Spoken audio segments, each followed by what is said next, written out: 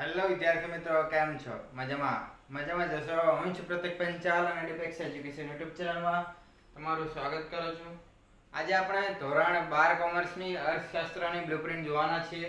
બરાબર, ઘણા વિદ્યાર્થીઓ બ્લુપ્રિન્ટ માંગતા હતા અને આપણે મૂકવાના પણ હતા, એટલે અર્થશાસ્ત્રની બ્લુપ્રિન્ટ આજે આવી ગઈ છે. બરાબર, ઉપરાંત અગાઉ આપણે આંકડાશાસ્ત્ર, અકાઉન્ટ અને બીએ ની બ્લુપ્રિન્ટ મૂકી દીધી છે. આ આપણી ચોથી બ્લુપ્રિન્ટ છે. આના પછી એસપીસીસી ની બ્લુપ્રિન્ટ આવી જશે. બરાબર, ત્યારબાદ ગુજરાતી નું મોડલ પેપર અને અંગ્રેજીનું મોડલ પેપર તમને મૂકી દેવામાં આવશે, એટલે તમને ખબર પડે કે આ રીતે પેપર હશે.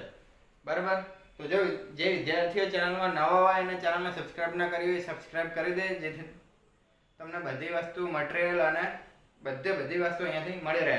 બ્લુપ્રિન્ટ ને પેપર સેટ, પેપર સોલ્યુશન બધું અહીંયાથી મળી રહે. બરાબર,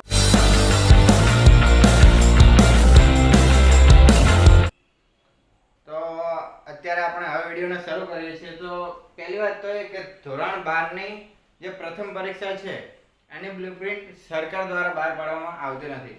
એ ડાયરેક્ટ પેપર જ આવતું હોય છે. બરાબર, પણ આ શિક્ષકોનો અનુભવ અને જે મેથડ છે જનરલ ઓપ્શનની આખા વર્ષની, એના આધારે પેપર કહેવાય ને કે બ્લુપ્રિન્ટ તૈયાર કરવામાં આવે છે. બરાબર, તો આપણે નિષ્ણાંત શિક્ષકો દ્વારા તૈયાર કરવામાં આવે છે. બરાબર, તો નિષ્ણાંત શિક્ષકો બનાવેલી બ્લુપ્રિન્ટ 110% સાચી જ હોય.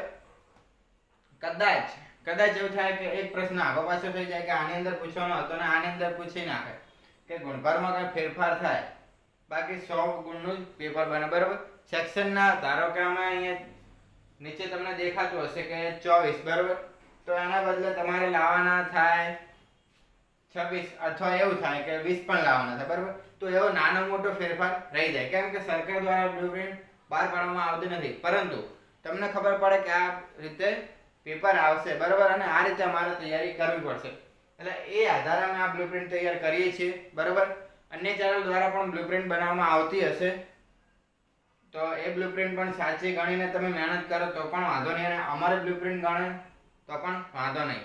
બરાબર, પણ સાચું જ્ઞાન મેળવજો, કેમ કે વ્યૂના માટે ઘણી ચેનલો મૂકી દીધી હોય છે, પરંતુ અમુક શિક્ષકો એવા હોય છે, જેમ કે હું વાત કરું કે એસએસ એજ્યુકેશન, જે અમારા પહેલા પણ ચાલુ થઈ હતી, એ ચેનલ પણ સારા વિડીયો મૂકે છે અને બ્લુપ્રિન્ટ આપે છે. બરાબર, તો અમે પણ એવી રીતે નિષ્ણાત શિક્ષકોની મદદથી કમ્પ્લીટ બ્લુપ્રિન્ટ તૈયાર કરી, નોટબુકમાં લખી, ત્યારબાદ એનાલાઇઝ કરી કે કંઈ રહી નથી જતું કે બધું જોઈને અમે કમ્પ્લીટ આ રીતે તૈયાર કરી છે ને ત્યારબાદ જ તમને બ્લુપ્રિન્ટ આપીએ છીએ. બરાબર, તો હવે આપણે શરૂ કરીએ પહેલા ચેનલ સબસ્ક્રાઇબ કરવાનું ભૂલતા નહીં.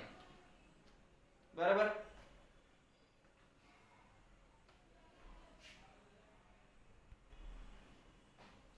તો હવે આપણે જોઈએ તો કે ચેપ્ટર નંબર 1 છે. ચેપ્ટર નંબર 1 એ આમ તો સિમ્પલ ચેપ્ટર છે, પરંતુ ધ્યાન રાખવું પડે કે આકૃતિ શું ને આલેખ શું, એના વિશેનું ચેપ્ટર છે. બરાબર, તો આની અંદર તમને ટોટલ 3 MCQ હશે, ત્યારબાદ PYQ 2 હશે, સેક્શન સી માં 3 પ્રશ્નો હશે, ત્યારબાદ સેક્શન ડી એની અંદર 1 પ્રશ્ન, અને છેલ્લો સેક્શન છે એની અંદર 1 પ્રશ્ન તમને મળશે. એટલે ટોટલ 19 ગુણનું ચેપ્ટર છે, એમાંથી તમારે 14 લાવવાના છે.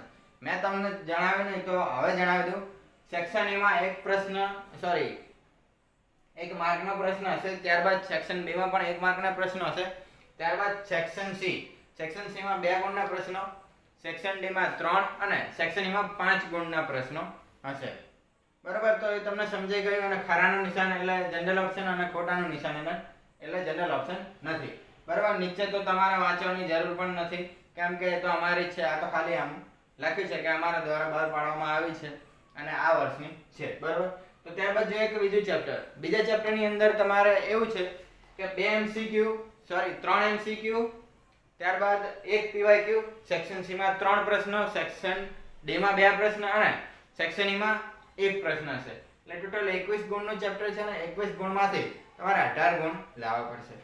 આ બીજું જે ચેપ્ટર છે, બીજું ચેપ્ટર પણ ખૂબ જ અગત્યનું છે અને ઘણું કામનું ચેપ્ટર છે, તો ઓપ્શનમાં કાઢી શકાય નહીં. બરાબર, તો પહેલી પરીક્ષામાં તો આમે તમારા કોઈ ચેપ્ટર ઓપ્શનમાં ના કાઢો તો ચાલે, પરંતુ બીજી એક્ઝામમાં ઘણા એવા ચેપ્ટર છે કે તમે ઓપ્શનમાં કાઢી શકો છો.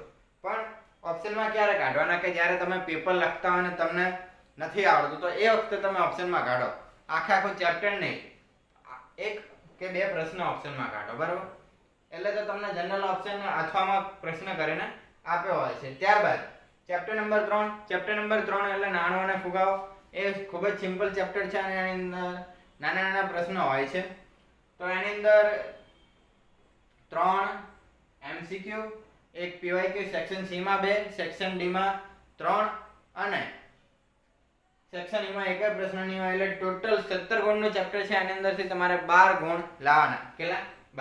12 ગુણ તમારે લાવવાના છે. ત્યારબાદ ચોથું ચેપ્ટર બેંકને આના લગતું છે કે આ ખાતું ને તે ખાતું, ફલાણું ખાતું, તે રીતે. ત્યારબાદ બેંક વિશે છે એટલે ટોટલ તમને એના વિશે જ જાણકારી છે.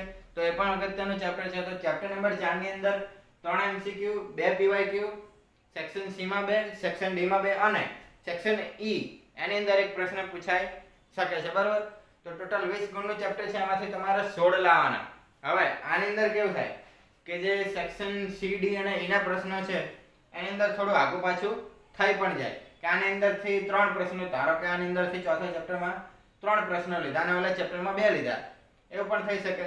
એટલે એવું ગભરાવાનું નહીં, તમારે ખાલી તૈયારી કરવાની છે કે મારે 1 થી 6 ચેપ્ટર કરવાના, આટલી મહેનત કરવાની, બરાબર.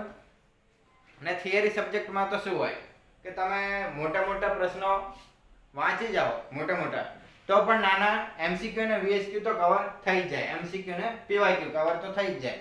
પરંતુ C, D અને E આના માટે મહેનત કરવી પડે.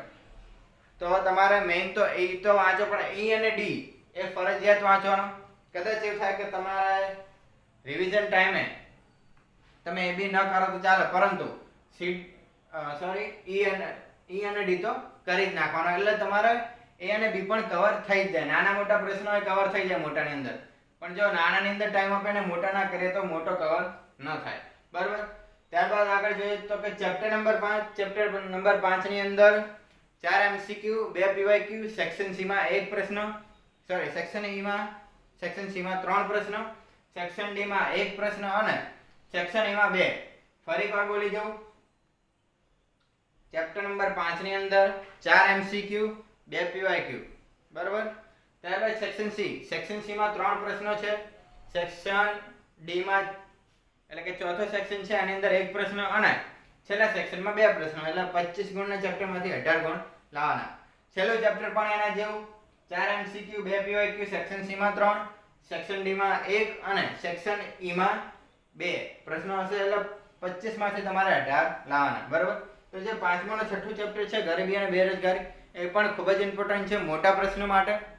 એટલે કે એની અંદર ટોટલી આવી જાય અમુક મુદ્દા કે ગરીબી અને તેના કારણો, પછી ગરીબીના નિર્દેશકો, પછી ગરીબી હટાવવાના ઉપાયો, યોજનાઓ, એવું બધું. અને ઓલાની અંદર પણ એવું જ છે. એટલે ટોટલ 5મું અને 6થું મસ્ત ચેપ્ટર છે. એટલે તમારે સારી એવી મહેનત કરી લેવાની. ત્યારબાદ આગળ વધીએ તો કે આ રીતે તો આપણે જોઈ લીધું. હવે સેક્શન વાઇઝ જોઈએ તો કે સેક્શન વાઇઝ ની અંદર એવું છે કે MCQ અને VSQ એ તો તમારે ફરજિયાત કરવા જ પડશે, બરાબર. જેટલા ચેપ્ટરના માંગે છે એટલા તો તમારે કરવા જ પડશે. એટલે દરેક ચેપ્ટરના થિયરીનું છે એટલે દરેક ચેપ્ટરના તમારે MCQ કરી દેવાના. એટલે 20 માંથી 20 અટેમ્પ કરવાના છે અને 10 માંથી 10 VSQ એટલે કે PYQ અટેન્ડ કરવાના છે. ત્યારબાદ સેક્શન C ની અંદર, તો સેક્શન C ની અંદર તમને ટોટલ 16 પ્રશ્નો આપ્યા હશે, તેમાંથી તમારે 12 લખવાના, બરાબર. એટલે કે 32 ગુણમાંથી તમારે 24 ગુણ લાવવાના. ત્યારબાદ સેક્શન D ની અંદર ટોટલ તમને 10 પ્રશ્નો આપ્યા હશે, 10 માંથી 7 લખવાના. 3 ગુણના પ્રશ્નો પૂછાય એટલે 10 ગુણ્યા 3 એટલે 30 અને 7 ગુણ્યા 3 એટલે 21. એટલે તમારે 30 માંથી 21 ગુણ લાવવાના છે. ત્યારબાદ સેક્શન E ની અંદર તમારે 7 પ્રશ્નોમાંથી 5 પ્રશ્નો લખવાના. એટલે 35 માંથી 25 ગુણ તમારે ફરજિયાત લાવવાના રહેશે, બરાબર. તો આ રીતે તમને સમજાવી ગયું. હજુ પણ કઈ ડાઉટ હોય તો કોમેન્ટમાં જણાવી દેજો. બાકી અહીંયા તો તમને સમજ પડી જ ગઈ હશે. ટોટલી સાચી બ્લુપ્રિન્ટ છે અને કદાચ આગળ પાછું થાય તો મને કોમેન્ટમાં જણાવી દેજો, બરાબર, કે સર આ થોડું આગળ પાછું થયું. બાકી આ રીતે છે. એટલે MCQ, VSQ એની અંદર તો કમ્પ્લીટ મહેનત કરી જ લેવાની. અને ખાસ કે મોટા પ્રશ્ન પણ કરી દેજો. હજી તમારી જોડે મહિનાનો એવો સમય છે તો કમ્પ્લીટ એવી તૈયારી કરી દો. અમુક ચેપ્ટર હજુ ચાલ્યા પણ નહીં હોય, પાંચમું અમુકને ચાલતું હશે તો અમુકને છઠ્ઠું નહીં ચાલુ થયું હોય, કે અમુકને અત્યાર સુધી પતાવી દીધું હોય. એવું થાય કે ફાસ્ટ ચલાવતા હોય તો થઈ જાય ટ્યુશનમાં ને એમાં. બાકી સ્કૂલમાં તો હજુ પાંચમું કેવું ચેપ્ટર પહોંચ્યા છે. એટલે કમ્પ્લીટ તૈયારી શરૂ કરી દેવી દરેક વિષયની. એટલે તમે પહેલી પરીક્ષામાં, બીજી પરીક્ષામાં અને ફાઇનલમાં સારી એવી મહેનત કરી શકો અને સારા ગુણ લાવી શકો. બરોબર. તો આ રીતે આપણે બ્લુપ્રિન્ટ હતી. હવે નેક્સ્ટ એસપીસીસી ની બ્લુપ્રિન્ટ આવશે. બરોબર. તો આ જે બ્લુપ્રિન્ટ છે એની લિંક નીચે ડિસ્ક્રિપ્શનમાં આપેલી છે, ત્યાં જઈને ડાઉનલોડ કરી દો અને WhatsApp ગ્રુપમાં જોડાઓ, જેથી તમને એ ફાયદો થશે કે આવનારી બ્લુપ્રિન્ટની જાણ તમને અગાઉથી થઈ જશે. એટલે કે ગમે તે વસ્તુ હશે એની જાણ અગાઉથી થશે, પ્લસ કે તમને PDF મટીરિયલ પણ મળી રહેશે. અત્યાર સુધી અમે એક બ્લુપ્રિન્ટ નથી મૂકી, કેમ કે હજુ વિદ્યાર્થીઓ જોઈન થાય અને અમે ફરી મૂક કરી, એના કરતાં વિદ્યાર્થીઓ જોઈન થાય ને ત્યારબાદ અમે મૂકી દઈએ તો સારું, એમ કે ઘણા બધા વિદ્યાર્થીઓને મદદરૂપ થાય. બાકી ટેલિગ્રામમાં મૂકી દેવામાં આવશે, ત્યારબાદ WhatsAppમાં પણ મૂકવામાં આવશે. અને જે વિદ્યાર્થીઓ ઇન્સ્ટાગ્રામ પેજને ફોલો ના કર્યો હોય તે પ્લીઝ ફોલો કરી દે. એની અંદર પણ દરેક નોટિફિકેશન તમને મળતી રહેશે અગાઉથી. ત્યારબાદ જ યુટ્યુબમાં આપણે મૂકશું. પહેલાં નોટિફિકેશન, ત્યારબાદ જ યુટ્યુબમાં આવશે. બરાબર. તો અહીંયા અમારો વિડીયો પૂરો થાય છે. જો તમને અમારો આ વિડીયો પસંદ આવે તો વિડીયોને લાઈક કરો, શેર કરો અને ડિપેક્સ એજ્યુકેશનને સબસ્ક્રાઇબ કરો અને કોમેન્ટ કરવાનું ભૂલતા નહીં. મળે આવતા વિડીયોમાં. ત્યાં સુધી ટેક કેર. જય હિન્દ, જય ભારત, બેસ્ટ ઓફ લક, જય દ્વારકાધીશ.